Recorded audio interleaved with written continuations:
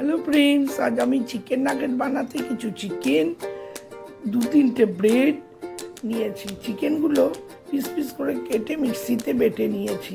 এরপরে এতে 1 চামচ আজিনামতো, আদা রসুন পেস্ট, তারপরে নুন, পরিমাণ মতো গোলমরিচের গুঁড়ো, soya sauce, tomato sauce, chilli powder সব কিছু ভালো করে মিক্স করে নিয়েছি। এতে সামান্য আমি কর্নফ্লাওয়ারও দিয়েছি টাইট করার জন্য।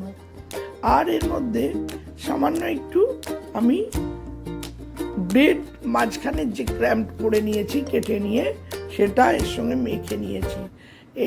এটা ভালোভাবে মিক্সিতে বেটে তারপর হাতে মাখা হয়েছে। নিয়ে ছোট ছোট নাগেটসের মতো করে তাতে কর্নফ্লাওয়ার দিয়ে দিয়ে আমি একটা একটা করে নাগেটসগুলো তৈরি করে নিয়েছি। এইবারে আর ভালো করে সব কটা নাগেটস তৈরি হয়ে গেলে আমি ফ্রিজে 1 ঘন্টার মতো রেখে দিয়েছি।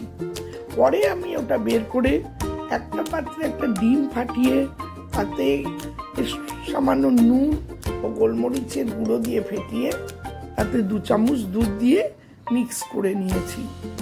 এরপরে ব্রেডের যে সাইডগুলো কাটা ছিল সেই ব্রেড ক্রাম্পটা মধ্যে প্রথমে ডিমে ডুবিয়ে ব্রেড ক্রাম্পে দিয়ে আমি সমস্ত নাগেটসগুলোকে আগে রেডি করে নিয়ে তারপর কড়াইতে আমি রিফাইন অয়েল দিয়ে এগুলোকে সিম আঁচে আস্তে আস্তে ভেজে নিয়েছি। এগুলো ডিপ ফ্রাই করতে হবে, না হলে এগুলো ভালো ভাজা হবে না ভেতরে। এই জন্য সিম আঁচে 2 পিঠ উল্টিয়ে আস্তে আস্তে এগুলোকে ভেজে নিতে হবে। এইভাবে ঘরোয়া পদ্ধতিতে চিকেন নাগেটস আপনারা বানিয়ে বাচ্চাদের অবশ্যই খাওয়াতে পারেন। ওরা সবসময় বাইরের খাবার খেতে চায়, আপনারা ঘরে করে খাওয়াবেন, দেখবেন খুবই ভালো লাগবে।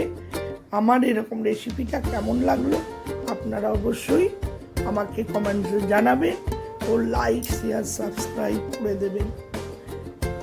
এইভাবে অবশ্যই আপনারা বানিয়ে খেয়ে দেখবেন, নিশ্চয়ই ভালো লাগবে। আমার তো এটা বানিয়ে দিতে আমার ছেলের খুবই ভালো লেগেছে। ও বাইরের খাবার পছন্দ করে বলেই আমি ঘরোয়া পদ্ধতিতে এইভাবে বানিয়েছি।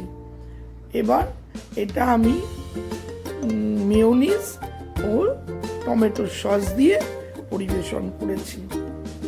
আপনাদের কেমন লাগলো অবশ্যই আমাকে জানাবেন। বাই।